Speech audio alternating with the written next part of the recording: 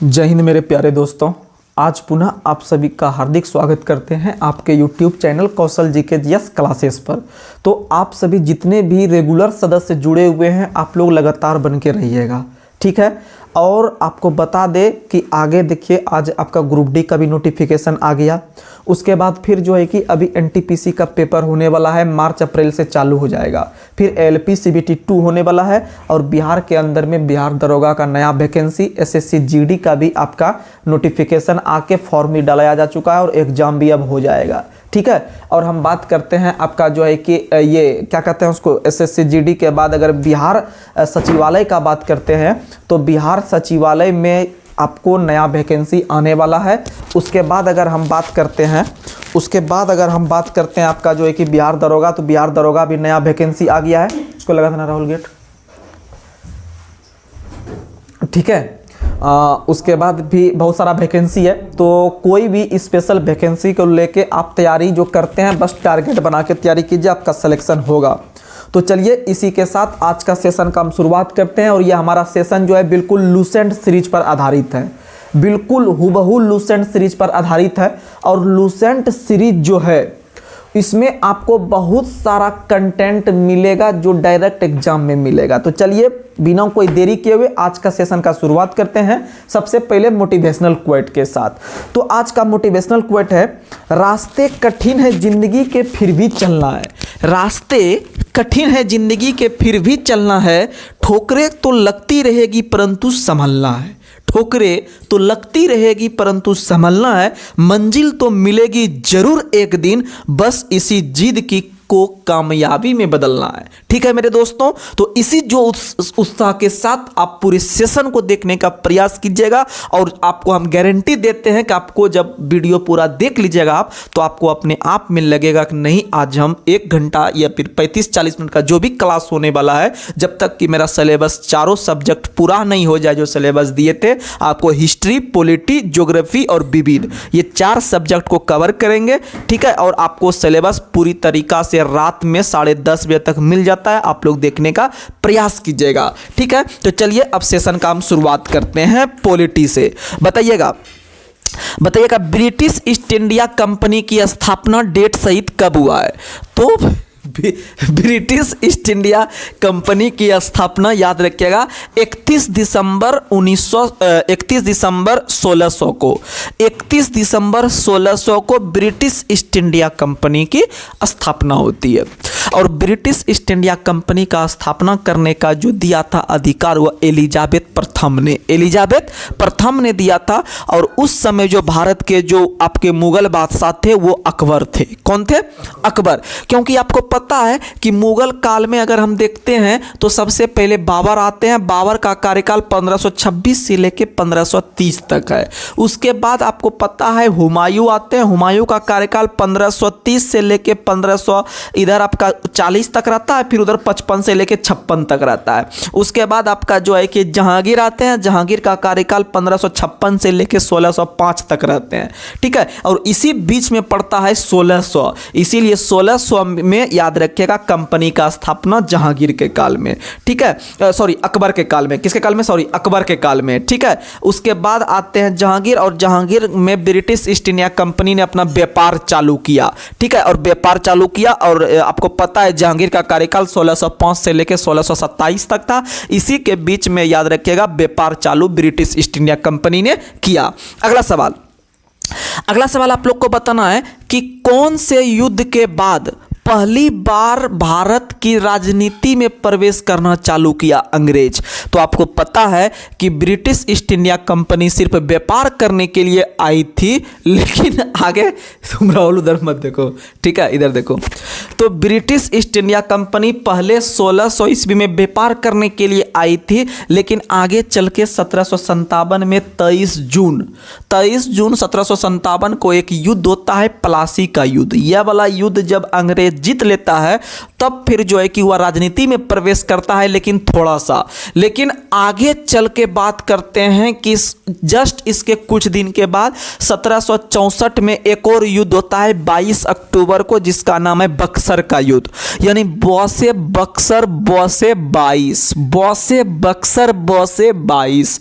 और याद रखिएगा 1764 में होता है, ठीक है, बक्सर की लड़ाई। और यह वाला युद्ध भी जब जीत लेता है तो पूरी तरीका से ब्रिटिश ईस्ट इंडिया कंपनी या अंग्रेज भारत के राजनीति में प्रवेश आराम से कर लिया और यहां पर अपना दबदबा कायम कर लिया। यानी व्यापार चालू किया था आपका 1600 ईस्वी में कंपनी का स्थापना के बाद, और आपका राजनीति में प्रवेश किया आपका 1764 के बाद फाइनली प्रवेश कर गया, ठीक है।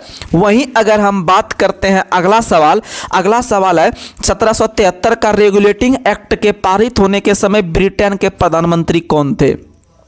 तो 1764 में जब पहला अधिनियम आता है जिसको 1773 का रेगुलेटिंग एक्ट कहते हैं और भारत में लाया गया पहला संविधान कहते हैं। याद रखिएगा, अगर क्वेश्चन पूछेगा भारत का पहला संविधान किसे कहते हैं तो 1773 के रेगुलेटिंग एक्ट के तहत। और इसी क्वेश्चन को घुमा के पूछेगा कि भारत को अधिनियमित करने के लिए अंग्रेजों के द्वारा लाया गया पहला अधिनियम कौन था? तो 1773, जो कि आपका उस समय कौन थे वहां के प्रधानमंत्री? याद रखिएगा लॉर्ड नॉर्थ थे। कौन थे? Lord north. और इसके तहत बंगाल के गवर्नर जो था उसका पदनाम बदलकर जो है कि आपका बंगाल का गवर्नर जनरल कर दिया गया। और 1757 में जो प्लासी का युद्ध देखे थे उसी में गवर्नर का पद आया था। किसका पद आया था? गवर्नर। और उस पे पद पे बैठने वाले पहले व्यक्ति रॉबर्ट क्लाइव बने थे, ठीक है। और आगे चल के वारेन हेस्टिंग। आगे बढ़ते हैं तो हम पॉइंट टू पॉइंट बात करेंगे क्योंकि क्वेश्चन बहुत ज्यादा है, ठीक है, क्वेश्चन बहुत ज्यादा है। आगे बढ़ते हैं। अगला सवाल आप लोग को बताना है। और 1773 के रेगुलेटिंग एक्ट के तहत ही बंगाल में पहली बार सुप्रीम कोर्ट का स्थापना किया गया था। और सुप्रीम कोर्ट का स्थापना 1774 में किया गया था, लेकिन 73 अधिनियम के तहत। और इसमें कुल 4 न्यायाधीश थे और पहले न्यायाधीश जो थे उसके यानी मुख्य न्यायाधीश वो सर इलिजा इम्पे थे और 3 अन्य न्यायाधीश थे लेमेस्टर चैम्बर्स हाइड, लेमेस्टर चैम्बर्स हाइड, ठीक है, याद रख लीजिएगा। वहीं अगर हम बात करते हैं कि इसी के तहत जो है कि गवर्नर का पदनाम बदलकर गवर्नर जनरल कर दिया गया। आगे बढ़ते हैं। अगला क्वेश्चन है कि 1773 के अधिनियम की कमियों को दूर करने के लिए किस वर्ष एक्ट ऑफ सेटलमेंट आया? तो 1781 में आया था। और उसके बाद 1786 में अमेंडमेंट एक्ट आया। और इसी अमेंडमेंट एक्ट के तहत याद रखिएगा कि गवर्नर जनरल को वीटो या विशेषाधिकार, वीटो का मतलब होता है शाब्दिक अर्थ होता है किसी चीज को या किसी कानून जो बन रहा है उसको रोक देना। क्या कर देना? रोक देना, यानी उसको वीटो पावर कहते हैं। और भारत के अंदर में राष्ट्रपति और राज्यपाल ये दोनों वीटो पावर का प्रयोग करने का अधिकार है। अनुच्छेद 111 के तहत भारत के राष्ट्रपति और अनुच्छेद आपका पक्का पक्की 200 के तहत, यानी आपको पता है कि जो काम राष्ट्रपति करते हैं वही काम राज्यपाल करते हैं, लेकिन अनुच्छेद में 89 का डिफरेंट होता है। तो उसमें 89 जोड़िएगा तो आपको 200 मिल जाएगा, ठीक है। तो 111 के तहत जो काम राष्ट्रपति करते हैं वीटो पावर के रूप में, वही काम आपके राज्यपाल करते हैं अपने राज्यों में पक्का पक्की 200 अनुच्छेद के तहत, ठीक है। और अगला क्वेश्चन आपको हम पूछ रहे हैं कि अगला क्वेश्चन बताइएगा कि अगला क्वेश्चन आप लोग को बताना है कि रेगुलेटिंग एक्ट की कमियों को दूर करने के लिए एक्ट ऑफ सेटलमेंट 1781 में आया, लेकिन किसकी कमियों को? तो 1773 के कमियों को दूर करने के लिए, इसीलिए प्रयास और भूल की संज्ञा दिया गया 1773 के अधिनियम को। 1773 के अधिनियम को प्रयास और भूल की संज्ञा दिया गया, याद रखिएगा। अगला सवाल पिट्स इंडिया एक्ट कब पारित किया गया? तो पिट्स इंडिया एक्ट पारित किया गया 1784 में। 1784 में पिट्स इंडिया एक्ट पारित किया गया। और पिट्स नाम काहे रखाया? क्योंकि उस समय ब्रिटेन के जो प्रधानमंत्री थे वो विलियम पिट थे, विलियम पिट थे। पिट पे नाम रख गया पिट्स। क्या रख गया? पिट्स, यानी पिट्स इंडिया एक्ट 1784 याद रखिएगा, बहुत फेमस सवाल है। और वहीं 1784 में याद रखिएगा एशियाटिक सोसाइटी का भी स्थापना हुआ था, ठीक है। एशियाटिक सोसाइटी का स्थापना भी आपका 1784 में किया गया था विलियम जोन्स के द्वारा। किसके द्वारा? William Jones. बहुत फेमस सवाल कि एशियाटिक सोसाइटी का स्थापना किसने किया है? तो याद रखिएगा विलियम जोन्स के द्वारा किया गया है। किसके द्वारा किया गया है? विलियम जोन्स के द्वारा। आगे से बढ़ते हैं। अगला सवाल आप लोग को बताना है, अगला क्वेश्चन कि किस अधिनियम के द्वारा ब्रिटिश कंपनी के द्वारा जीते हुए भारत में जो जीता हुआ क्षेत्र था उसको ब्रिटिश अधिपत्य में मिला दिया गया। आपको पता है भारत के अंदर में बहुत सारे गवर्नर जनरल हुए हैं जो भारत के अलग अलग राजा या अलग अलग क्षेत्र को जीतने का काम किए हैं। तो इसको ब्रिटिश अधिपत्य यानी ब्रिटिश संपत्ति में जो इसको जोड़ा गया वो किस अधिनियम के तहत, तो याद रखेगा 1784 के पिट्स इंडिया एक्ट के तहत ही। बहुत फेमस सवाल कि भारत के क्षेत्रों को ब्रिटिश अधिपत्य में मिलाया गया 1784 में पिट्स और विशेषाधिकार 1786, विशेषाधिकार 1786। अगला सवाल आप लोग को बताना है बोर्ड ऑफ डायरेक्टर और बोर्ड ऑफ कंट्रोलर ये दोनों को समाप्त कब किया गया, तो दोनों को समाप्त किया गया था 1858 के अधिनियम के तहत और इसका कार्यभार ब्रिटिश क्राउन या ब्रिटिश राजा ने अपने हाथों में ले लिया और वहीं पर एक नया पद बनाया जिसका नाम था भारत का सचिव। और भारत के सचिव के पद पर बैठने वाले पहले व्यक्ति बने थे लॉर्ड स्टैनली। कौन बने थे? लॉर्ड स्टैनली बने थे। और यह वाला पद तब तक रहा जब तक भारत आजाद नहीं हो गया। अर्थात अंतिम कौन था और पहला कौन था भारत का सचिव, यह क्वेश्चन पूछता है। तो प्रथम स्टैनली है, 1858 में कौन है? स्टैनली। और अंतिम था लिस्टोवेल। अंतिम कौन था? लिस्टोवेल। अंतिम था लिस्टोवेल यानी 1947 के समय था लिस्टोवेल। और आपका जो है कि 1858 में पहला सचिव था आपका लॉर्ड स्टैनली। स्टैनली यानी पहले का बात था, यानी थोड़ा छोटा नाम था और थोड़ा सा बड़ा लिस्टोवेल 5 अक्षर का, स्टैनली 4 अक्षर का। तो 4 अक्षर को पहले रखेंगे, 1858 में रखेंगे, 1947 में रख देंगे हम लिस्टोवेल। ठीक है, तो कम से कम आप याद रख सकते हैं, इस जुगाड़ से काम आपका बन जाएगा। ठीक है, और आपको पता है कि 1909 के समय अगर पूछेगा भारत का सचिव कौन था, तो 1909 के अधिनियम को हम लोग कहते हैं मार्ले मिंटो सुधार। कहते हैं, नहीं कहते हैं? 1909 के अधिनियम को मार्ले मिंटो सुधार कहते हैं। और जो आपको पता है मार्ले जो पहला व्यक्ति है वो सचिव है और मिंटो जो है दूसरा नाम, वो जो है कि कौन है, तो वो गवर्नर है यानी वायसराय है जो बोल सकते हैं। ठीक है, तो आप लोग बता दीजिएगा कि 1909 के समय भारत के सचिव जो थे वो आपके मार्ले साहब थे और मिंटो साहब गवर्नर थे। उसी तरह का कहानी 1919 में है। 1919 का अधिनियम को मॉन्टेग्यू चेम्सफोर्ड सुधार कहते हैं। तो मॉन्टेग्यू जो थे पहला वाला वो सचिव थे और चेम्सफोर्ड जो है लॉर्ड चेम्सफोर्ड वो भारत के वायसराय थे। समझ में आ गया? ये है कहानी। आगे बढ़ते हैं। अगला क्वेश्चन आप लोग को बताना है किस अधिनियम के तहत कंपनी के एकाधिकार को 20 वर्षों तक के लिए बढ़ा दिया गया।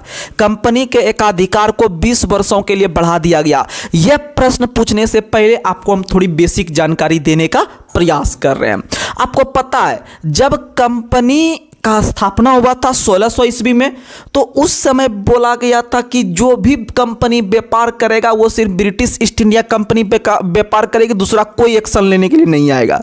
लेकिन जब भारत के अंदर में कंपनी जब व्यापार कर रही थी, यह करने के साथ साथ जब 1773 में इंडिया में नियम कानून आने लगा, तो 1773 में जब आया तो उसमें बोला गया था कि कंपनी जो है यह लगातार व्यापार करते रहेगी। लेकिन आगे चल के 1793 में यह नियम आया। क्या हुआ? 1773 में यह नियम आया। यहां देखो 1773 में यह नियम आया, 1773 में आया कि करते रहेगा, लेकिन 1793 में यह नियम आया कि यह कंपनी अगले 20 वर्षों तक के लिए एकाधिकार रहेगा, यानी कहीं ना कहीं सीमित करने का प्रयास किया गया। ठीक है, तो 1793 में जो है कि बोला गया कि 20 वर्षों तक के लिए एकाधिकार रहेगा। तो 1793 में जब 20 जोड़िएगा तो आपको 1813 मिल जाएगा। क्या मिल जाएगा?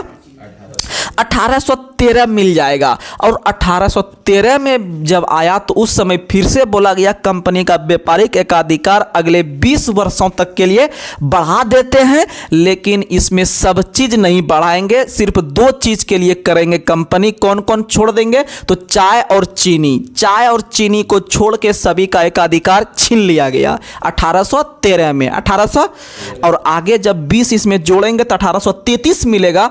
1833 1833 में याद रखिएगा वो भी चाय और चीनी को जो है कि कवर कर लिया गया, अर्थात कंपनी के एकाधिकार को पूर्णतः समाप्त कर दिया गया। समझ में आ गया? यानी 20 वर्ष का लोचा 1793 से ही दिमाग लगाना है। ठीक है, याद रखिएगा। आगे बढ़ते हैं। अगला सवाल आप लोग को बताना है कि किस अधिनियम के तहत भारतीय शिक्षा पर 1 लाख रुपया खर्च। तो 1 लाख रुपया खर्च पूछे या फिर आपका ईसाई मिशनरीज का स्थापना पूछे, यानी ईसाई को शिक्षा में आगे बढ़ाने के लिए 1813 याद रखिएगा, 1813 का अधिनियम। ठीक है, आगे बढ़ते हैं। अगला सवाल आप लोग को बताना है। अगला सवाल बताइएगा कि किस अधिनियम के तहत पहली बार योग्यता के आधार पर नियुक्ति करना प्रारंभ हुआ। तो योग्यता के आधार पे 1833 और बोलेगा एग्जाम के आधार पे यानी प्रतियोगिता परीक्षा के आधार पे 1853 और आपका योग्यता के आधार पे 33 योग्यता के आधार पे। और 1833 में पहली बार याद रखिएगा कि कंपनी में पहली बार किसी भारतीय व्यक्ति को नियुक्त किया गया। कंपनी में पहले सिर्फ अंग्रेज था, लेकिन 1833 में जब योग्यता के आधार पर लेने लगा तब उसी नियम में यह भी लाया कि अब भारत के व्यक्ति को भी नियुक्त करेंगे। याद रखिएगा, बहुत ही फेमस सवाल है। ठीक है, आगे बढ़ते हैं। अगला सवाल बताना है, भारत में दास प्रथा को अंत या उन्मूलन किस अधिनियम के तहत किया गया। तो 1843 का अधिनियम आया था लॉर्ड एलनबरो के समय, और इसी में जो है कि इसको समाप्त किया गया। और दास प्रथा का अंत 1833 के अधिनियम के तहत लॉर्ड विलियम बेंटिंग के काल में, और इसको अंत करने का सबसे अधिक योगदान जो बेंटिंग को किया था वह राजा राम मोहन राय ने किया था। ठीक है, और आगे चल के 1856 ईस्वी में ईश्वर चंद्र विद्यासागर के सहयोग से हिंदू विधवा पुनर्विवाह को जो है कि आपको करेगा कौन। तो लॉर्ड कैनिंग। कौन करेगा? Lord Canning. और बहुत बच्चा दिमाग लगेगा कि अरे यार 1856 में तो डलहौजी था, लेकिन 1848 से लेके 1856 में जो है कि आपका जूने तक था। उसके बाद जब आया व्यक्ति तो वो आपका कैनिंग आ गया था। तो कैनिंग के समय में ये झोल हुआ है। ठीक है, याद रखिएगा। और कैनिंग का कार्यकाल 1856 से लेके 1862 तक रहा है। जब तक कि वह 3 गो आपका हाईकोर्ट का स्थापना नहीं कर देगा तब तक वो नहीं जाएगा। क्योंकि आपको पता है कि कैनिंग के काल में 2 गो अधिनियम पारित हुआ है, 1858 का अधिनियम और 1861 का अधिनियम। 1861 के अधिनियम में 2-3 महत्वपूर्ण घटनाएं याद रखना है कि पहली बार सबसे पहले 1858 के बाद अब गवर्नर जनरल को हम लोग वायसराय कहना चालू करेंगे, वो तो पता है आप लोग को। ठीक है, क्योंकि उसी अधिनियम के तहत भारत का गवर्नर जनरल का पदनाम बदलकर भारत का वायसराय कर दिया गया था। ठीक है, और 1861 में याद रखिएगा कि वायसराय को पहली बार अध्यादेश जारी करने का अधिकार, क्या जारी करने? अध्यादेश जारी करने का अधिकार दिया। और वही काम भारत के राष्ट्रपति वर्तमान में अनुच्छेद 123 के तहत करते हैं और राज्यों के राज्यपाल अनुच्छेद 213 के तहत करते हैं। ठीक है, और अध्यादेश क्या होता है हम 1000 बार आप लोग को बता चुके हैं अपने जो है कि डिस्क्रिप्शन मतलब वीडियो प्लेलिस्ट में जो डाले हैं। ठीक है, और आपको बता दें कि 1861 में दूसरा याद रखिएगा कि मंत्रिमंडल का व्यवस्था किया गया, या मंत्रिमंडल प्रणाली या फिर आपका पोर्टफोलियो सिस्टम या मंत्रिमंडलीय विभागीय प्रणाली का भी शुरुआत किया गया। अर्थात अलग अलग व्यक्ति को अलग अलग कार्यभार मंत्रालय बना के दिया गया। समझ में आ गया? तो और इसी अधिनियम के तहत 1861 ईस्वी में 3 नए हाईकोर्ट का स्थापना किया गया, कलकत्ता, मद्रास और बंबई। ठीक है, याद रखिएगा। और 1866 में 5 साल के बाद 1866 में इलाहाबाद हाईकोर्ट का स्थापना, इलाहाबाद हाईकोर्ट का स्थापना। और पटना हाईकोर्ट का स्थापना 1916 में किया गया। कब किया गया? 1916 में पटना हाईकोर्ट और पटना विश्वविद्यालय, ये दोनों याद रखिएगा, बहुत फेमस है। पटना हाईकोर्ट और पटना विश्वविद्यालय दोनों का स्थापना आपका किया गया 1916 में। ठीक है, आगे बढ़ते हैं। अगला सवाल आप लोग को बताना है, भारत में पहली बार विधि आयोग का गठन किस अधिनियम के तहत किया गया।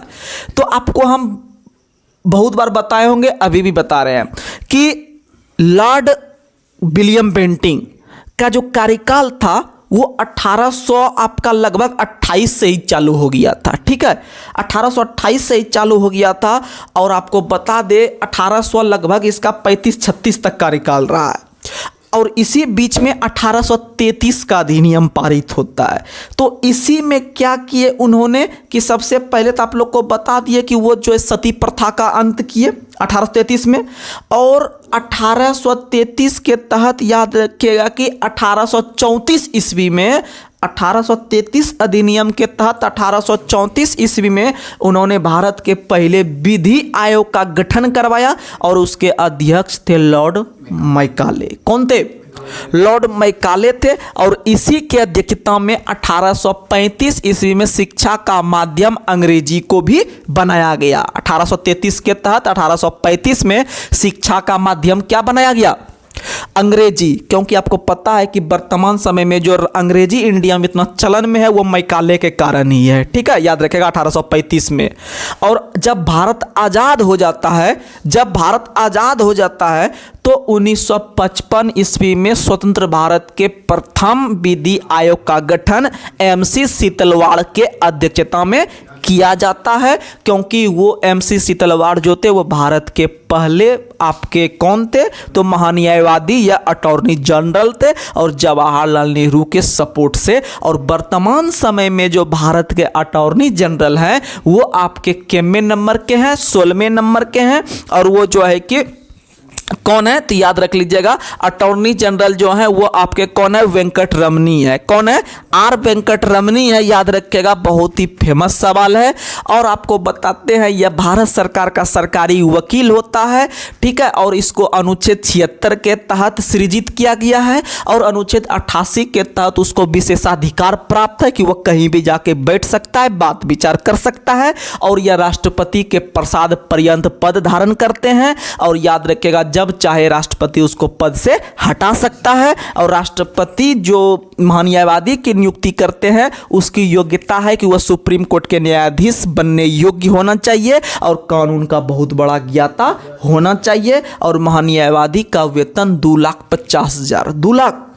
क्योंकि सुप्रीम कोर्ट के भी अन्य न्यायाधीश जो है आपके जो है कि क्या गो है 33 गो, और एक मिलाइएगा 34 हो जाएगा। तो सुप्रीम कोर्ट में वर्तमान में कुल न्यायाधीश की संख्या 34 है, 33 अन्य है और एक मुख्य है। तो एक मुख्य के बराबर इसको पेमेंट नहीं मिलेगा क्योंकि ये अन्य के बराबर होता है, 33 गो के बराबर होता है, इसीलिए 2,50,000। और सुप्रीम कोर्ट के मुख्य न्यायाधीश का वेतन होता है 2,80,000 2,80,000। ठीक है, याद रखिएगा। आगे बढ़ते हैं। अगला सवाल आप लोग को बताना है। अगला सवाल बताइएगा कि भारत के अंदर में आप लोग को बताना है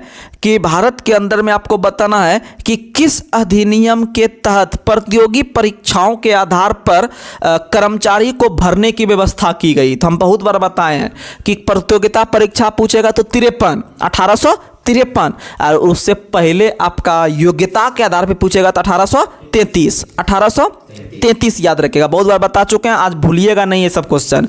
ठीक है, अगला क्वेश्चन आप लोग को बताना है किस अधिनियम के तहत भारत में मंत्री पद की व्यवस्था की गई। अब 1861 को नहीं मारिएगा, मंत्री पद अलग है और मंत्री परिषद अलग है या मंत्रिमंडल अलग है। ठीक है, तो वो 1861 हो जाएगा मंत्रिमंडलीय प्रणाली या विभाग प्रणाली या पोर्टफोलियो सिस्टम।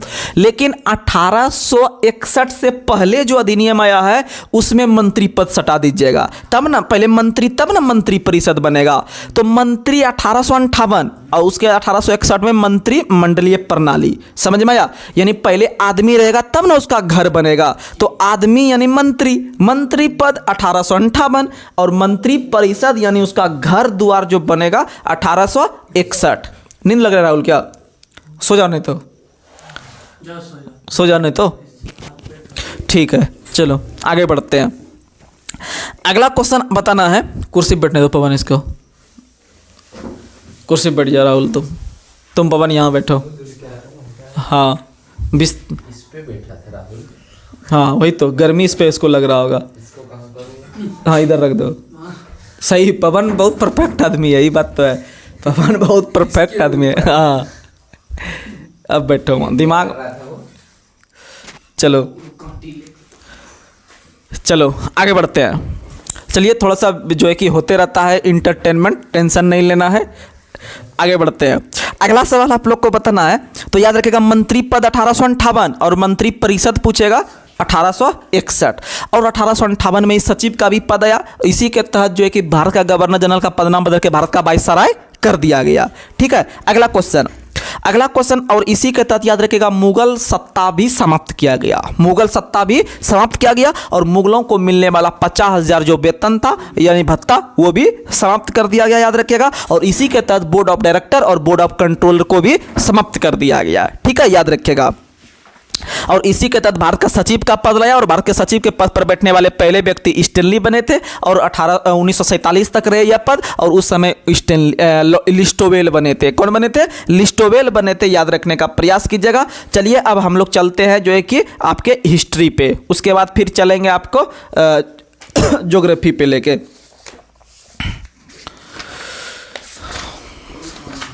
चलिए 1857 का विद्रोह दिए हैं आपको लूसेंट से, तो जितना भी इसमें प्रश्न बनेगा हम आपसे फटाफट जो है कि आपको रिवीजन करवा देते हैं। ठीक है, चलिए बताइए, आप लोग को बताना है कि किस नाम के राइफल का प्रयोग करने का जो है कि निर्णय लिया गया सिपाहियों के द्वारा।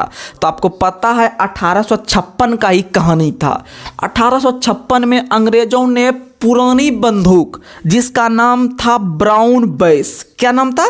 Brown base. और ब्राउन बेस नाम के बंदूक में ही आपका गाय और सुअर की चर्बी का प्रयोग बनता था कारतूस के रूप में, जिसको कि हाथ से नहीं वो मतलब वो खुलता था, उसको दांत से पकड़ के खींचना पड़ता था तब जाके वो खुलता था। और दांत से जब छुए खुलेगा, इसका मतलब हिंदू धर्म के हैं तो आप गाय के चर्बी को मुंह में नहीं ले सकते हैं, और इस्लाम धर्म से या मुस्लिम धर्म से हैं तो उसमें जो है कि आपका सुअर का नाम लेना भी बहुत वो होता है, तो वो मुंह में कैसे लेगा। इसका मतलब कहीं ना कहीं भारतीयों के साथ जो है कि वहां पर एक टेक्निकल फॉल्ट हो रहा था।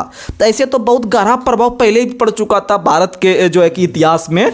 ठीक है, लेकिन वो तो एक टेक्निकल नहीं कहता, तत्कालिक कारण ये चीज हुआ था यहाँ पर। ऐसे तो बहुत सारा था। ठीक है, लेकिन आपको बता दे कि यह एक प्रकार का आहत पहुंच रहा था दोनों धर्मों के बीच सैनिकों के लिए, तो इसका मतलब है कि वो तत्कालीन कारण के रूप में उभरा और इतना बड़ा विस्फोट हो गया। ठीक है, तो याद रखिएगा कि उसके स्थान पर एनफील्ड राइफल का प्रयोग किया गया, यानी ब्राउन बेस का प्रयोग पहले होता था चर्बी वाला, और उसको खत्म करके एनफील्ड राइफल का प्रयोग करने का निर्णय लिया गया। अर्थात जो है कि उसमें भारत के सिपाहियों के द्वारा एनफील्ड राइफल का बाद में प्रयोग किया गया ब्राउन बेस के स्थान पे। लेकिन याद रखिएगा कि आगे चल के पहली बार दमदम के सिपाही को, दमदम पश्चिम बंगाल में है और दमदम हवाई अड्डा भी पश्चिम बंगाल में है, याद रखिएगा। ठीक है, और भारत के अंदर में जो पहला मेट्रो ट्रेन चला था ना, वो डेट था 24 अक्टूबर 1984, और वह कहाँ चला था? तो वो याद रखिएगा दमदम से टौलीगंज के बीच चली थी, कलकत्ता में। ठीक है, और दूसरी बार भारत में मेट्रो ट्रेन वो चली थी आपका नई दिल्ली में 2002 को, जो कि 30 हजारी से शहादरा के बीच चली थी। ठीक है, और भारत के अंदर में मेट्रो मैन ऑफ इंडिया के नाम से श्रीधरन को जानते हैं। ठीक है, श्रीधरन को मेट्रो मैन ऑफ इंडिया। ठीक है, तो इसका मतलब मेट्रो मतलब भारत में जो दमदम था वहाँ के सिपाही को पहली बार पता चला था कि इस तरह का जो है कि गाय और सुअर के चर्बी का प्रयोग होता है। तो इसी चीज़ को देखते धीरे धीरे बात फैला, और फैलते फैलते यह बात पश्चिम बंगाल का ये एक शहर है बैरकपुर। बैरकपुर में वहाँ पर भारत का एक जब्बाद सिपाही काम कर रहा था जिसका नाम था मंगल पांडे, और आगे चल के मंगल पांडे ने बहुत सारा काम किए भारत के सिपाहियों के लिए, सपोर्ट किए, उतना खून के अंदर जो है कि उबाल पैदा किए, तब जाके इस तरह का विद्रोह क्रांति पूरे इंडिया में। लेकिन अगर पूरे इंडिया का अगर सभी तरह का सिपाही और राजा महाराजा अगर एक रहते तो 1947 का दिन हमें नहीं देखना पड़ता है, शायद ये महात्मा गांधी का रूप नहीं ले पाते। लेकिन कहते हैं कि अगर घर में 5 भाई भी रहते हैं तो वो पांचों भाई एक समान के नहीं रहते हैं, पांचों उंगली बराबर नहीं रहते हैं। लेकिन अब जमाना चेंज हो गया है, अब जो है कि आपको भी उस अनुसार चेंज होना पड़ेगा, और आपको जो है कि एक घर परिवार के रूप में एक समझिए कि एकजुटता के साथ आगे जिंदगी बढ़ाना पड़ेगा, क्योंकि जिंदगी एक बार मिलता है। ठीक है, कब कहाँ क्या हो जाएगा घटना कोई नहीं जानता है, इसीलिए हर एक पल का मजा लीजिए। ठीक है, और हर एक चीज का मतलब कि आप टेंशन फ्री होकर जिंदगी ज़िंदगी जिए और समझिए वो एक ऐसा काम कीजिए जो कि ज़िंदगी आपका पूरा आने वाला पीढ़ी नाम करे। ठीक है, जैसे महात्मा गांधी उतना काम करके गए तब ना हम लोग अब वो अमर हो चुके हैं, यानी हर दिन हर मतलब समझिए कि पूरे आगे आने वाला पीढ़ी जितना रहेगा वो चलते रहेगा। इसीलिए आप ये चीज़ कीजिए। ठीक है, तो याद रखिएगा कि पहले व्यक्ति बनते हैं मंगल पांडे जिन्होंने बैरकपुर में गाय के चर्बी खींचते हुए स्पष्ट मना कर दिया कि हम भैया ये प्रयोग नहीं करेंगे। वह दिन था 29 मार्च। कौन दिन था? 29 मार्च 1857 को सीधे मना कर दिया।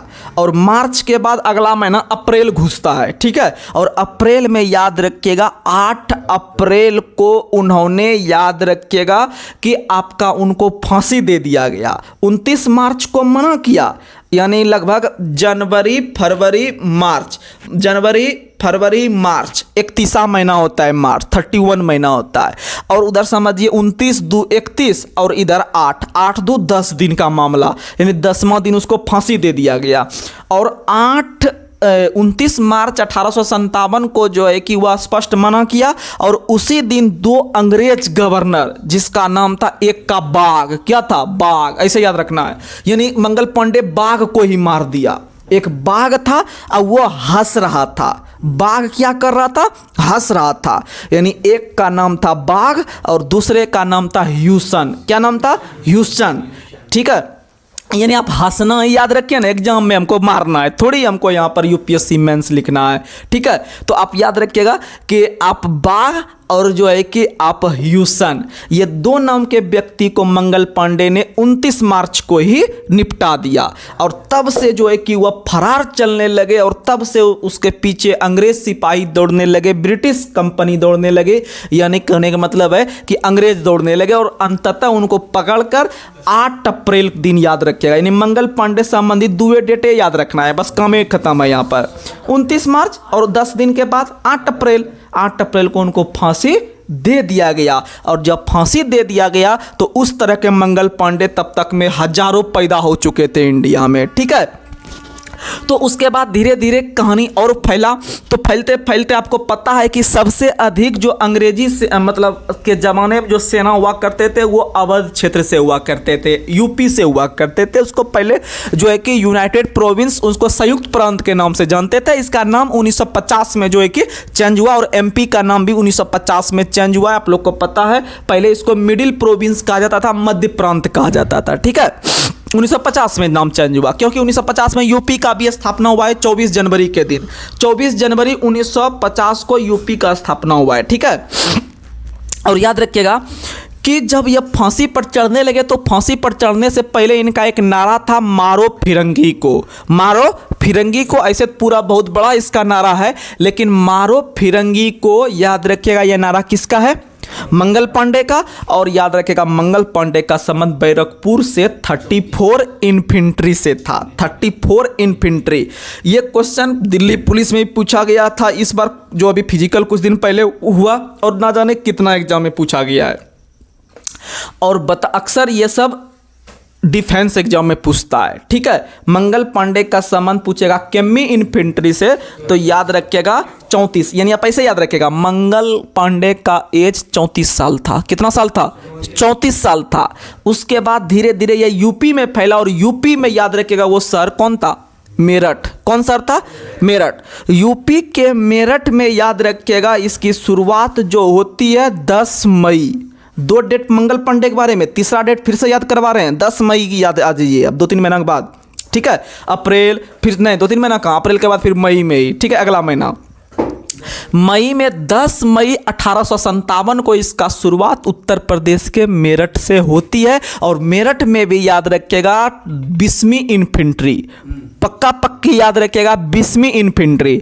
मंगल पांडे 34वीं इन्फेंट्री और मेरठ में 20वीं इन्फेंट्री से चालू होता है, याद रखिएगा यहाँ तक। अगला सवाल, और उस समय 1857 के विद्रोह के समय गवर्नर जनरल कौन थे? तो लॉर्ड कैनिंग थे। और ब्रिटेन के जो प्रधानमंत्री थे वो याद रखेगा पार्मिस्टोन थे। कौन थे? पार्मिस्टोन थे, वो लिबरल पार्टी से थे। ठीक है, आगे बढ़ते हैं। अगला क्वेश्चन आप लोग को बताना है, 1857 के विद्रोह की जांच करने के लिए किस समिति का गठन किया गया? पील समिति। कौन सी समिति? पील समिति। अगला क्वेश्चन आप लोग को बताना है, 1857 के विद्रोह को किस व्यक्ति ने एक समाजवादी विद्रोह के रूप में पुकारा था? तो जवाहरलाल नेहरू। समाजवादी विद्रोह किसने कहा है?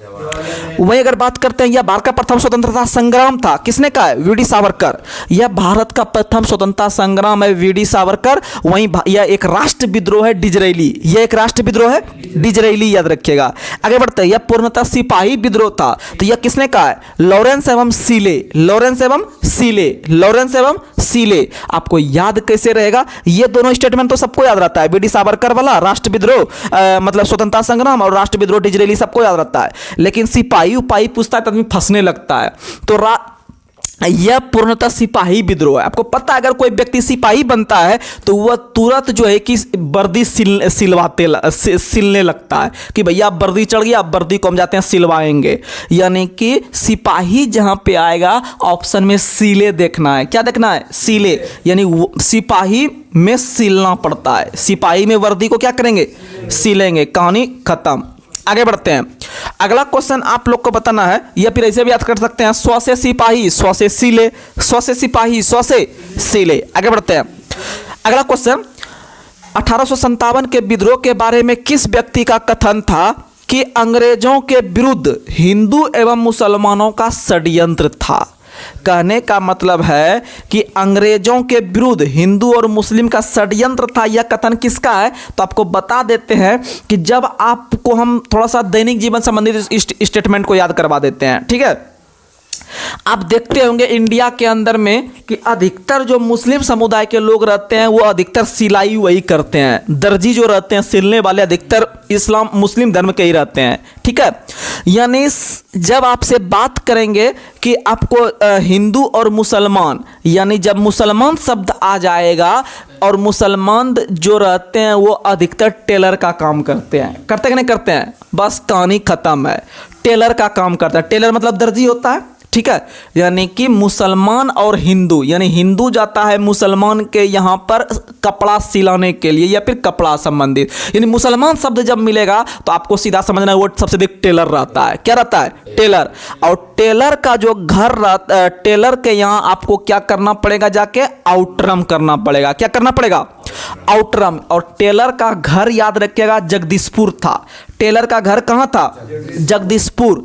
और हम काहे जगदीशपुर को यहाँ पर सेट किए? क्योंकि 1857 के विद्रोह में जगदीशपुर से जो आपके विद्रोह को दबाने वाले जो अंग्रेज नायक थे वह यही टेलर थे। कौन थे? टेलर। यानी कि याद रखिएगा मुसलमान करके कोई स्टेटमेंट आएगा तो आपको मारना है टेलर। और टेलर का घर कहाँ था? तो याद रखिएगा जगदीशपुर। कहाँ था घर? जगदीशपुर बिहार के आरा में पड़ता है वर्तमान में, ठीक है। और वहां से लड़ने वाले भारत नायक थे कुंवर सिंह। भारत नायक कुंवर सिंह थे, नाम सुने होंगे कुंवर सिंह का, ठीक है। हाँ, वीर कुंवर सिंह का। लेकिन उसको दबाने वाला वहां पर अंग्रेज नायक कौन था? तो वही टेलर था, ठीक है। आगे बढ़ते हैं, अगला क्वेश्चन बताना है कि बर्बरता और सभ्यता के बीच युद्ध था, यह किसने कहा है? होम्स ने। बर्बरता और सभ्यता, आपको पता है होम्स मतलब होता है घर। क्या होता है? घर। और पता है कि घर जो होता है सबका वो सभी सभ्यता के साथ रहता है। घर जो रहता है सबका, होम जो रहता है सबका, वो सभ्यता के अनुसार बनता है, ठीक है, शास्त्र सभ्यता के अनुसार। यानी सभ्यता शब्द जब मिलेगा तो आप होम्स मार दीजिएगा। क्या मारिएगा? होम्स। और जब होम्स शब्द का हम प्रयोग किए तो आपको बता देते हैं भारतीय रेलवे के अंतर्गत होम्स सेवा का शुरुआत या होम्स सिग्नल सेवा, जब आप रेलवे स्टेशन जब आप देखते होंगे तो रेलवे स्टेशन पे 2 होम सिग्नल रहता है, ठीक है। हर एक ट्रैक पे 2 होम सिग्नल रहता है। होम सिग्नल का मतलब होता है कि जब रेलवे स्टेशन पे ट्रेन खड़ी हुई, ठीक है, और खड़ी होने के बाद जब फर्स्ट सिग्नल जो दिखता है वहां पर उसी को होम सिग्नल कहा जाता है। यानी होम सिग्नल होगा तभी गाड़ी आगे बढ़ेगी, ठीक है। और मान लीजिए इधर से इधर जाने वाली, उधर से उधर ट्रैक पे मान लीजिए दूसरा ट्रैक पे आएगी तो फिर उधर से भी उसको दिखेगा आगे जब बढ़ने के लिए। तो यानी होम सिग्नल जो रहता है वो दोनों प्लेटफॉर्म से थोड़ा सा दूरी पे रहता है, ठीक है। उधर साइड थोड़ा दूर पे रहेगा, इधर भी। तो भारत के अंदर में या भारतीय रेलवे के अंतर्गत होम सिग्नल सेवा का शुरुआत 1928 से 1900 और बीसीसीआई का स्थापना भी 1928 से, और 1928 में ही भारत ने ओलंपिक में पहला स्वर्ण पदक जीता था, और वह भी हॉकी में जीता था। यानी भारत ने पहला स्वर्ण पदक ओलंपिक में किस खेल में? हॉकी में। और हॉकी में जीता था कहां पर? तो एम्स्टर्डम ओलंपिक। कौन ओलंपिक? एम्स्टर्डम। और एम्स्टर्डम कहाँ है? तो नीदरलैंड में, क्योंकि नीदरलैंड की राजधानी कहाँ है? एम्स्टर्डम है। कहाँ है? एम्स्टर्डम है, याद रखिएगा। आगे बढ़ते हैं। अगला क्वेश्चन आप लोग को बताना है किस व्यक्ति ने कहा था कि लक्ष्मीबाई के बारे में कि यह क्रांतिकारियों में सिर्फ अकेली मर्द थी? तो याद रखिएगा, ह्यूरोज ने। किसने कहा था? ह्यूरोज ने। और ह्यूरोज जो थे वो याद रखिएगा, जब आपको पता है लक्ष्मीबाई या झांसी की रानी जो थी लक्ष्मीबाई, वो झांसी से ही लड़ रही थी, यूपी के झांसी से ही लड़ रही थी, और वहीं पर अंग्रेज नायक था दबाने वाला वही ह्यूरोज। ठीक है, तो याद रखिएगा, दोनों सेटिंग जम जाएगा। स्टेटमेंट जो उसके बारे में बोला है मर्द के बारे में, मतलब रानी लक्ष्मीबाई के बारे में जो मर्द बोला है वो ह्यूरोज नहीं बोला है, और दबाने वाला भी वहाँ से कौन था? वो भी ह्यूरोज था। ठीक है, याद रखिएगा। और रानी लक्ष्मीबाई का जन्म जो हुआ था वो बनारस में हुआ था 1828 में, और उनका निधन जो हुआ था वो ग्वालियर में हुआ था। कहाँ में हुआ था निधन? ग्वालियर में हुआ था 1858 में। 1858 में। और 1857 का जो विद्रोह की समाप्ति हुआ था, याद रखिएगा, वो नवंबर 1858 को, नवंबर 1858 को समाप्त हुआ था, और 10 मई 1857 को शुरू हुआ था। और मंगल पांडे पहले ऐसे व्यक्ति बनते हैं जो विद्रोह शुरू होने से पहले ही शहीद या वीर गति प्राप्त कर लेते हैं। क्योंकि आप बता सकते हैं क्या तारीख को उनका देहांत हुआ या फिर शहीद हुआ? 8 अप्रैल को, और 10 मई को शुरुआत होता है। ठीक है, याद रखिएगा। वहीं अगर पूछते हैं क्वेश्चन कि 1857 का विद्रोह, 1857 का विद्रोह जो था उसमें पहली महिला का नाम बताना है जो कि वीर गति प्राप्त हुई, तो आप लोग आंसर तुरंत मार दीजिएगा लक्ष्मीबाई, लेकिन गलत हो जाएगा आंसर। याद रखिएगा, क्या? रमाबाई नहीं, अवंतीबाई। ठीक है, याद रखिएगा, अवंतीबाई। रमाबाई जो थी, पंडिता रमाबाई, वो जो है कि आपका आर्य महिला सभा का स्थापना 1889 में किए थे। आर्य महिला समाज का स्थापना 1889 में किए थे। आर्य महिला समाज का स्थापना 1889 में किए थे पंडित रमाबाई। ठीक है, लेकिन अवंतीबाई पहली महिला बनी, और दूसरी महिला बनती है लक्ष्मीबाई। दूसरी महिला लक्ष्मीबाई, जो कि ग्वालियर में इनका निधन होता है। ठीक है, आगे बढ़ते हैं। अगला सवाल आपको बताना है तांतिया टोपे का वास्तविक नाम क्या था? तो तांतिया टोपे का जो वास्तविक नाम था वो क्या था? याद रखेगा, रामचंद्र पांडुरंग। रामचंद्र पांडुरंग। वहीं बात करते हैं आपका नाना साहेब का वास्तविक नाम क्या था? तो धोंदू पंत। धोंदू पंत था, याद रखिएगा। ठीक है, अगला सवाल बताना है कि 1857 के विद्रोह में किस व्यक्ति को मान सिंह ने धोखा दे दिया था? तो याद रखिएगा, इसी तांतिया टोपे को। किसको दिया था? तांतिया टोपे को। और तांतिया टोपे जो लड़ रहे थे, याद रखिएगा, पहले वो लड़ रहे थे कानपुर से, लेकिन बाद में वो आके लड़े हैं ग्वालियर से। ठीक है, ग्वालियर से लड़े हैं। ग्वालियर मध्य प्रदेश में स्थित है। ठीक है, याद रखिएगा। आगे बढ़ते हैं। अगला सवाल आप लोग को बताना है बेगम हजरत महल का जन्म किस वर्ष हुआ था? तो बेगम हजरत महल वही है जो वाजिद अली शाह की पत्नी थी, और अपने पति के बदले में वो अपने मैदान में कूदे थे 1857 में अवध, अयोध्या, लखनऊ के क्षेत्र से। और वह जब हारने लगी, यानी पूरा लड़ी, लेकिन जब वह हारने लगे तो वह भाग के नेपाल चली गई, और नेपाल जो वह गई वहाँ पर उनका मृत्यु 1879 में हो गया। वहाँ पर उनका मृत्यु 1879 में हो गया, 1879 में हो गया। और वहीं पर एक आपका मस्जिद है जिसका नाम है आपका जामा मस्जिद, नेपाल के काठमांडू में, वहीं पर उनको दफना दिया गया। और साथ ही साथ याद रखिएगा कि आपका बाद में जो है कि अगर हम बात करते हैं कि उनके पति जो थे आपके वाजिद अली शाह, वो कहाँ से जो है कि भारतीय राजा थे? तो वो उसी अवध से थे, और उसको कुशासन के आधार पर लॉर्ड डलहौजी ने अपने क्षेत्र में मिलाने का काम किए थे। आगे बढ़ते हैं। पहला अंग्रेज विरोधी संघर्ष किसके द्वारा शुरू हुआ? सन्यासियों के द्वारा। किसके द्वारा?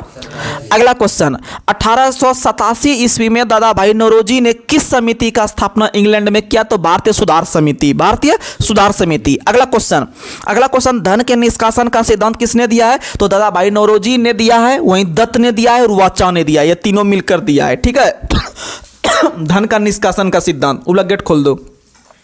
धन के निष्कासन का सिद्धांत, और धन का निष्कासन का सिद्धांत इन्होंने 1901 में दिया है, और 1901 में इन्होंने एक पुस्तक लिखा था, 1901 में इन्होंने एक पुस्तक लिखा था जिसका नाम था आपका the un British rule in India, इसी पुस्तक में दिया था। ठीक है, याद रखिएगा। अगला सवाल, ब्रिटिश हाउस ऑफ कॉमन्स का चुनाव लड़ने वाले पहले व्यक्ति कौन थे? तो WC बनर्जी 1866 में लड़े थे, और आगे चल के 1892 में पहले भारतीय बनते हैं दादाभाई नौरोजी, जो ब्रिटिश हाउस ऑफ कॉमन्स का चुनाव जीत गए, लिबरल पार्टी से जीत गए, फिर लोकसभा से जीत गए। समझ में आ गया। और आगे चल के इसी ब्रिटिश हाउस ऑफ कॉमन्स को जब भारत के अंदर लिया गया तो इसी का नाम लोकसभा पड़ गया 1954 में। और राज्यसभा को पहले हम लोग जानते थे हाउस ऑफ लॉर्ड्स के नाम से, House of Lords, House of Commons, Lok Sabha, Rajya Sabha, ये दोनों को जब भारत ने लिया, अर्थात मंत्रिमंडलीय व्यवस्था या फिर आपका संसद स्वरूप जो लिया है वो भारत ने ब्रिटेन से लिया है, और यही दोनों चीज को उठाया और 1954 में दोनों का नाम परिवर्तित करके लोकसभा और राज्यसभा रख दिया। लोकसभा का नाम लोकसभा कब पड़ा? 1954। और राज्यसभा का नाम राज्यसभा कब 1954। यानी लोकसभा का नाम पहले क्या था? तो हाउस ऑफ कॉमन्स, और राज्यसभा का पहले नाम हाउस ऑफ लॉर्ड्स, और लोकसभा को हम लोग आपको आम सभा भी कहते हैं, निम्न सदन के नाम से भी जानते हैं, पॉपुलर सदन के नाम से भी जानते हैं, जनता के सदन के नाम से भी जानते हैं, और उस सदन के नाम से राज्यसभा को, किसको जानते हैं?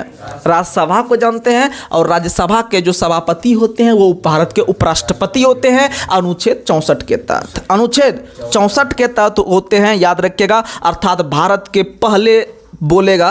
के पहले राज्यसभा के सभापति कौन थे? तो उपराष्ट्रपति मार दीजिएगा, कौन? तो सर्वपल्ली राधाकृष्णन। और बोलेगा वर्तमान में राज्यसभा के सभापति कौन है? तो जगदीप धनखड़। और जगदीप धनखड़ का संबंध किस राज्य से है? तो राजस्थान से है। जगदीप धनखड़ का संबंध किस राज्य से है? तो राजस्थान से है। और यार भारत के उपराष्ट्रपति बनने से पहले वो पश्चिम बंगाल के राज्यपाल के रूप में कार्यरत थे।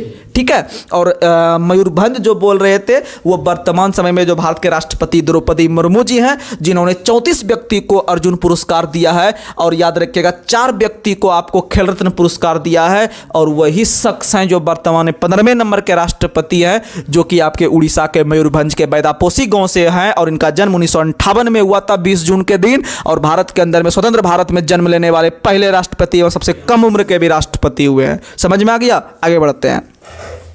अगला क्वेश्चन आप लोग को बताना है। अगला क्वेश्चन आप लोग बताइएगा कि लॉर्ड कर्जन ने बंगाल विभाजन के निर्णय की घोषणा कब की थी? तो बंगाल विभाजन के संदर्भ में 3 प्रश्न, 3 डेट। बंगाल विभाजन के निर्णय की घोषणा 20 जुलाई 1905। उसके बाद बंगाल विभाजन के विरोध में भंग आंदोलन या स्वदेशी आंदोलन का शुरुआत 7 अगस्त 1905, और बंगाल विभाजन प्रभावी खाना खाके 16 अक्टूबर 1905, यानी खाद्य दिवस 16 अक्टूबर को मनाते हैं, क्योंकि इसी दिन FAO का स्थापना हुआ था। इसका मुख्यालय रोम में है, और रोम जो है वह किसका राजधानी है? तो इटली की राजधानी रोम, इटली की राजधानी रोम। और वह किस नदी किनारे है? टाइबर नदी किनारे। किस नदी किनारे? टाइबर। और इसी रोम को आपका रक्तवर्ण महिला के नाम से भी जानते हैं, और इसी रोम को अपरिवर्तनीय शहर के नाम से भी जानते हैं, अपरिवर्तनीय शहर के नाम से भी जानते हैं। ठीक है, याद रखिएगा। आगे बढ़ते हैं। स्वदेशी आंदोलन का विचार सर्वप्रथम कृष्ण कुमार मित्र की पत्रिका में प्रकाशित हुआ था, जिसका नाम था संजीवनी। क्या नाम था? संजीवनी। आंध्र प्रदेश के डेल्टाई इलाकों में स्वदेशी आंदोलन को किस नाम से जाना गया? तो याद रखिएगा वंदे मातरम आंदोलन, वंदे मातरम आंदोलन। चलिए अब हम लोग थोड़ा सा जो है कि विविध पे चलते हैं, उसके बाद फिर जो है कि उस पर हम बात करते हैं। बताइएगा जो विविध में सिलेबस दिए थे। भारत के प्रमुख राष्ट्र चीन। ठीक है, हम यहाँ से लगभग आपको 40 से 50 सवाल पूछते हैं। ठीक है, 40 से 50 सवाल पूछते हैं, एकदम बिल्कुल इंपॉर्टेंट रहेगा। भले आपको सुनने में बहुत क्वेश्चन आसान लगेगा, लेकिन कोई प्रश्न आसान नहीं होता है। बताइएगा डेनमार्क का राष्ट्र चिन्ह क्या है? समुद्री तट, समुद्री तट। और भारत का सबसे लंबा समुद्री तट गुजरात का है। किसका है? गुजरात का है। किसका है? गुजरात का। और पूरे विश्व में सबसे लंबा समुद्री तट किसका है? तो विश्व में सबसे लंबा समुद्री तट जो है वह किसका है? तो याद रखिएगा कनाडा का है। किसका है? कनाडा। लेकिन सर्वाधिक देशों की सीमा को छूने वाला देश है चीन। कौन है? चीन। कुल 13 देश को स्पर्श करता है। कितने देश को? और जनसंख्या में सबसे बड़ा कौन है? भारत। सबसे बड़ा जनसंख्या में भारत, याद रखिएगा। और क्षेत्रफल में सबसे बड़ा रूस, क्षेत्रफल में सबसे बड़ा रूस। और जब जनसंख्या की बात आता है तो बताइए जनगणना का अध्ययन क्या कहलाता है? डेमोग्राफी। क्या कहलाता है? और जनसंख्या दिवस 11 जुलाई, जनसंख्या दिवस।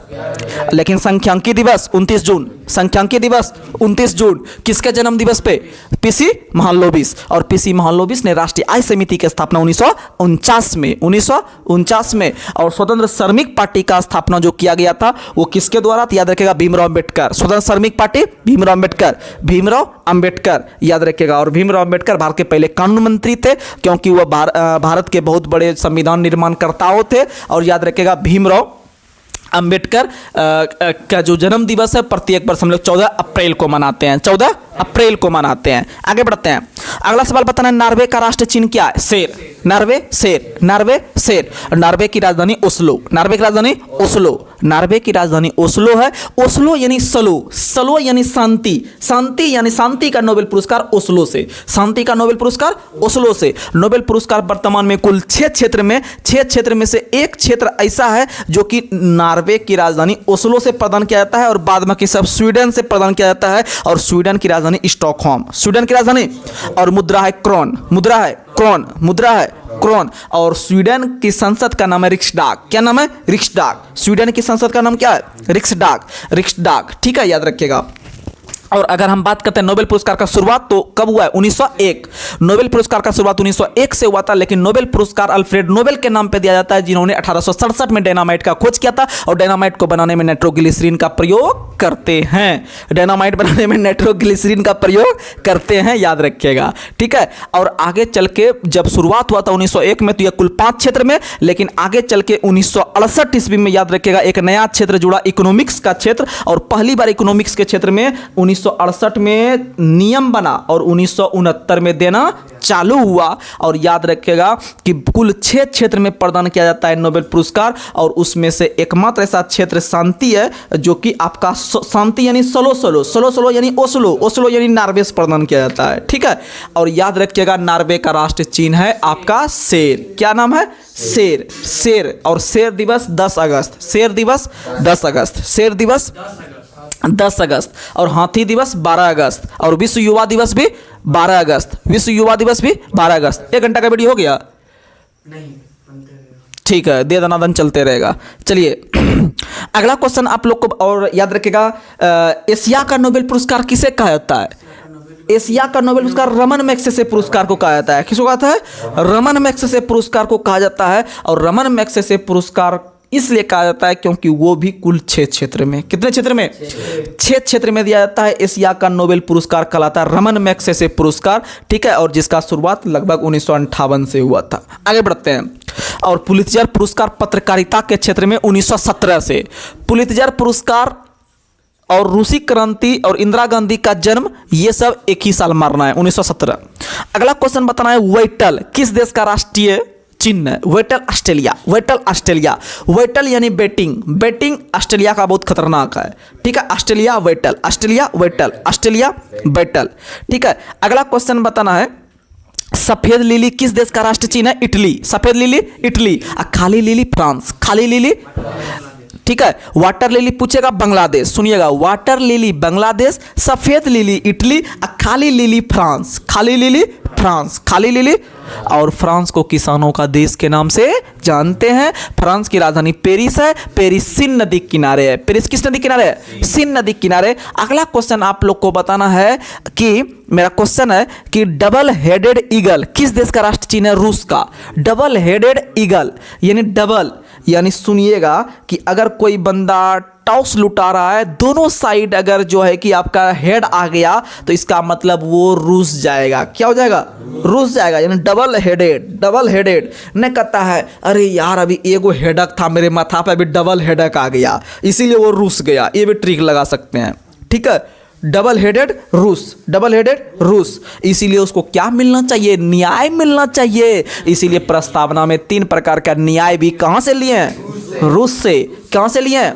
रूस से लिए हैं। सामाजिक आर्थिक राजनीतिक ये 3 प्रकार का न्याय कहां से? रूस से। समानता कितने प्रकार का? 2 प्रकार का। समानता कितने प्रकार का? 2 प्रकार का। प्रतिष्ठा एवं अवसर ये कहां से? फ्रांस से। ये कहां से? फ्रांस से। भाईचारा बंधुत्व भी कहां से? फ्रांस से। गणतंत्रात्मक शासन प्रणाली भी कहां से? फ्रांस से। लेकिन पंचवर्ष योजना रूस से। पंचवर्ष योजना और राज्यसभा में सदस्यों का मनोनयन कहाँ से?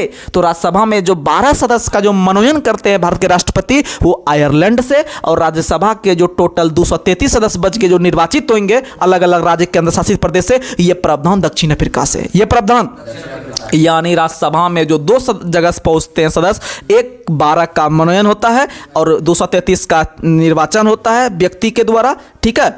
और ये दोनों अलग अलग देश से प्रावधानित है। जैसे 12 सदस्य का मनोनयन पूछेगा तो आयरलैंड, और निर्वाचित पूछेगा 233 वाला, यानी सीधा पूछेगा कि राज्यसभा में सदस्यों का निर्वाचन कहां से, तो दक्षिण अफ्रीका से। और संविधान संशोधन भी, लेकिन अनुच्छेद शब्द जो लिए हैं वो किस देश से? जापान से। अनुच्छेद शब्द किस देश से?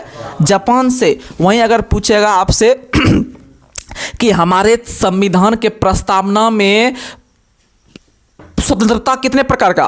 5 प्रकार का। स्वतंत्रता कितने प्रकार का? 5 प्रकार का। स्वतंत्रता कितने प्रकार का? 5 प्रकार का। आप स्वतंत्र हैं, ये पांचों उंगली से आप जितना भी पढ़ सकते हैं उतना आप आगे निकल सकते हैं। यानी स्वतंत्रता 5 प्रकार का। स्वतंत्रता 5 प्रकार का। बंधुत्व 1 प्रकार का। बंधुत्व 1 प्रकार का। और बंधुत्व यानी भाईचारा 1 ही प्रकार का है, ठीक है। समानता 2 प्रकार का। न्याय 3 प्रकार का। न्याय 3 प्रकार का। समझ में आ गया? अर्थात हमारे देश के प्रस्तावना पर कितने देशों का गहरा प्रभाव है? 4 देशों का। कितने देशों का? यानी सबसे पहले याद रखिएगा, प्रस्तावना की भाषा ऑस्ट्रेलिया, और प्रस्तावना अमेरिका। प्रस्तावना अमेरिका। और न्याय रूस। न्याय और बंधुत्व भाईचारा फ्रांस। बाद बाकी कुछ नहीं। तो चलिए आज का लास्ट सवाल। आज का लास्ट सवाल आप लोग बताइएगा कि आप लोग लास्ट सवाल बताइएगा। हाँ नहीं, समय का पता नहीं चलता है, बहुत लंबा चल जाता है वीडियो, ठीक है। बताइएगा पवन चक्की किस देश का राष्ट्र स्मारक है? तो पवन चक्की जो है वह डेनमार्क का है। पवन चक्की कहाँ का है? डेनमार्क का। और राष्ट्र चिन्ह समुद्री तट भी डेनमार्क का है। तो चलिए आज के सेशन को हम यहीं पर समाप्त करते हैं। आपसे लेते हैं विदा। तब तक के लिए जय हिंद, जय भारत।